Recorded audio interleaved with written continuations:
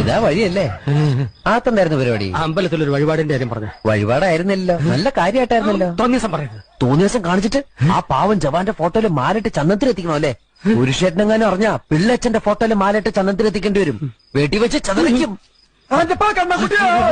നാട്ടുകാരെ വിളിച്ചു കൂട്ടിട്ട് മോൻ എന്ത് കിട്ടും? എനിക്കൊന്നും കിട്ടില്ല, പിള്ളേച്ചന് കിട്ടും. നല്ല അസല് പുതുക്ക്. വലിയ നിലവിലുള്ള ആളല്ലേ, എല്ലാരും ഒന്ന് അറിയട്ടെ എന്ന്. നീ എന്റെ മാനം കളയരുത്. നിനക്ക് എന്ത് വേണേലും ഞാൻ തരാം. എന്ത് തരും? എന്ത് വേണം?